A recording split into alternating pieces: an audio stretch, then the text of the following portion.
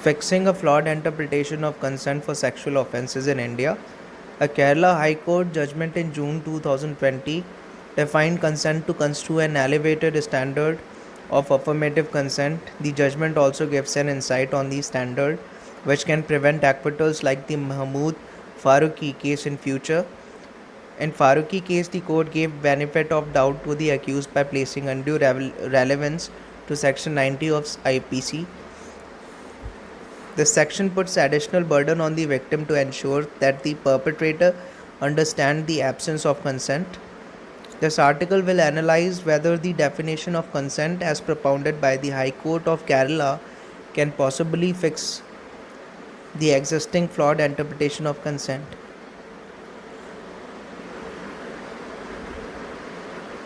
Consent has always been central to the debates surrounding sexual offences. Explanation appended to Section 375 of the Indian Penal Code defines consent as an unequivocal, voluntary agreement when the woman by words, gesture, or any form of verbal or non-verbal communication communicates willingness to participate in the specific sexual act. This is indeed providing a positive definition of consent, moving towards a yes means yes approach. However, this liberal adaptation of consent is offset by Section 90 of Indian Penal Code, which states that a consent is not such a consent as it is intended by any section of this code. If the consent is given by a person under fear of injury or under a misconception of fact, and if the person doing the act knows or has reason to believe that the consent was given in consequence of such fear or misconception, this very provision led to acquittal of Mahmood Faruqi by the Delhi High Court, where the High Court held that the section requires accused to know that the consent was given under a fear of injury or misconception.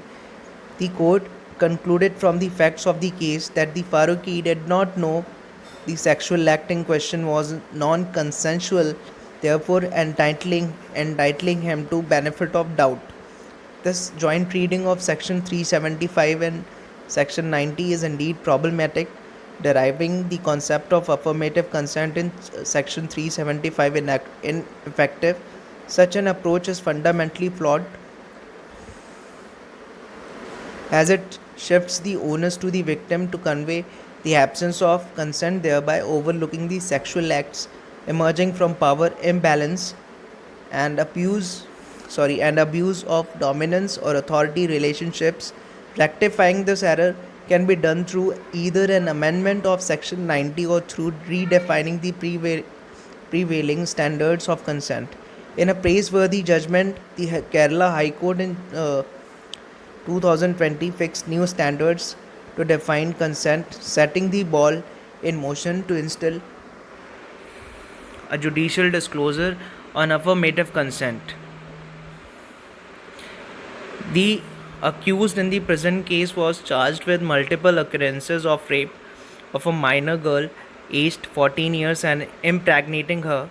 Since the prosecution failed to prove the minority of the victim girl, the case was entirely based upon whether the intercourse was consensual.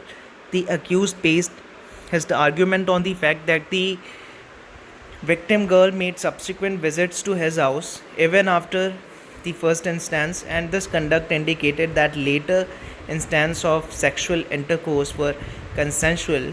This court pointed out that the subsequent instances were immaterial since the accused did not prove that the instance was consensual.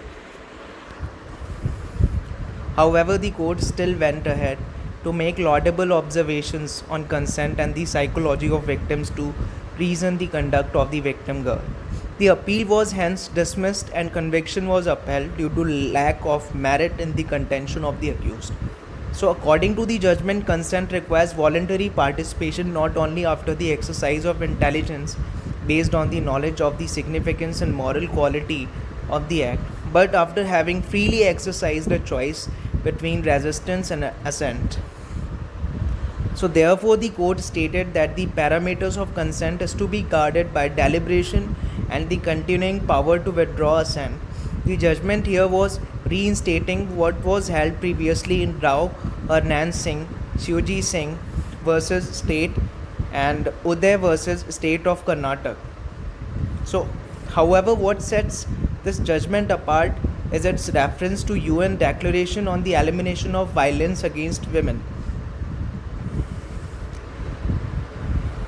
and US Supreme Court judgment in Meritor Saving Banks FSB versus Michelle Vinson 1986.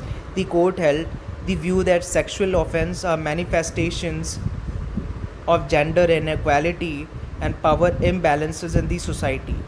According to DWA, if sexual interaction is equal, consent is not needed, and when it's unequal, consent is required to make it equal.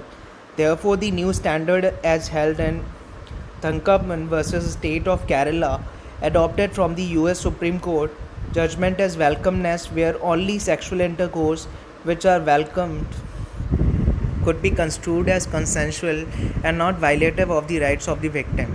A woman can consent or show willingness to participate in a sexual act. However, such a consent might be lost with caution, uncomfortableness, helplessness, or fear trailing from the prevailing dominant spirit of man. The view adopted in this case requires women to be considered as equal sexual partners, possessing sexual desires independent of their male counterparts and enjoying autonomy over their body and sexuality. Any other definition opposing affirmative consent forecloses a gender equality approach, is regressive and further deepening the power imbalances. An interpretation that presumes women's consent in the absence of her express or implied divulgence of her fear of injury, as discussed in the Faruqi case, is overlooking the social reality of existing inequalities and gender bias. Therefore, applying this new standard of welcomeness as the single most text exalts the existing standard of consent under Section 375. Further, it can resolve the inherent flaws underlying the joint interpretation of Section 90 and Section 375 as propped up in the Mahmood Faruqi case. The Kerala High Court, through this case, has therefore opened doors to a more liberal approach, accommodating affirmative consent in its totality. It is indeed commendable that the decision has established the foundation for discourse on the relationship between gender inequality, sexual offences, and the role of affirmative consent in maintaining the balance.